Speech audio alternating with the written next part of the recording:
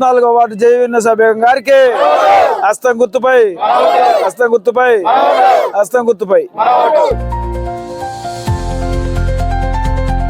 గెలుపు కొరకు ఈ రోజు ఇంటింటి ప్రచారం నిమిత్తం మేమందరం పాల్గొని వీళ్ళందరూ కూడా 14వ వార్డు ఓటర్స్ అందరూ మనస్ఫూర్తిగా ఇంట్రెస్ట్గా వచ్చి మరి గెలుపు కోసం కృషి చేస్తున్నారు. ఎందుకంటే ఇవాళ మన కాంగ్రెస్ గవర్నమెంట్ ఉంది. ఎమ్మెల్యే గారు దయానంద రాఘమయ్య గారు, అదే రకంగా మరి పొంగిరెడ్డి శ్రీనివాసరెడ్డి గారు, తుమ్మల నాగేశ్వరరావు గారు, బట్టి గారు, మరి కాంగ్రెస్ గవర్నమెంట్ రేవంత్ రెడ్డి గారు సీఎం గారు. కాబట్టి మీకైతేనే బాగుంటుంది ఓటు, కాంగ్రెస్కి వేస్తేనే మాకు కావాల్సిన పనులు అయితే అన్నారు. ఇప్పుడు ఈ వార్డులో నేను ప్రతి ఇంటికి తిరుగుతున్నాను.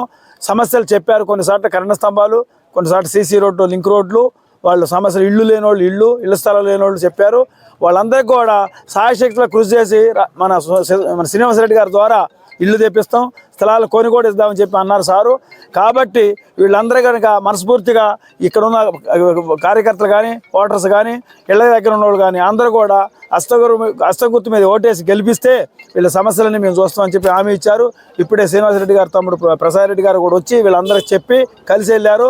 వారు ఒకటే అనుకుంటున్నారు, ఇది నా లోకల్ ఊరు, లోకల్ మండలం, మరి ఈ మున్సిపాలిటీ కావాలని తెచ్చుకున్నాం కాబట్టి ఈ మున్సిపాలిటీ గెలిపించుకోవాలా, ఇది గెలిస్తేనే మీకు పనులు అవుతాయి. ఒక్కటే గుర్తుంచుకోండి, అవతల వాళ్ళకి వేస్తే వాళ్ళ దగ్గర ఏ పోస్టు లేదు అంటే వాళ్ళు ఎమ్మెల్యే కాదు, ఎంపీ కాదు, మరి గవర్నమెంట్ లేదు, వాళ్ళకి ఏ పదవులు లేవు, మరి వాళ్ళు ఏ రకంగా చేస్తారో. అందుకని మీరు దయచేసి ఓటర్స్ గ్రహించి మా కాంగ్రెస్ గుర్తు మీద, హస్తం గుర్తు మీద ఓటేస్తే వాళ్ళ తరఫున గెలిచిన జయవిన్నస బేగం గారు, వాళ్ళ కొడుకు మరి అఫ్రోజు, ఇట్లా లోకల్లో మేము ఉంటాం. వీళ్ళకి అందరికీ అండగా ఉండి ఇప్పుడు కూడా అండగానే ఉంటున్నాం. ఈ వార్డు నుంచి ఎప్పుడు ఏ టైంలో వచ్చినా మా ఇంటికి ఆడవాళ్ళు మహిళలే వస్తారు. ఎక్కువగా వచ్చాయా మాకు ఇబ్బంది ఉంది ఈ పని అంటే నేను చేసి పెడుతున్నా. అదే రకంగా కూడా మీరు గెలిపిస్తే నాకు ఇంకా బలం కురుద్ది. ఇప్పుడు నేను గెలవడం వలన అధికారుల దగ్గర పని చేయించుకోవడానికి నాకు ధైర్యం వస్తుంది. గెలవకపోతే మాత్రం మీరు వస్తే నేను చేయలేకపోతుంటా.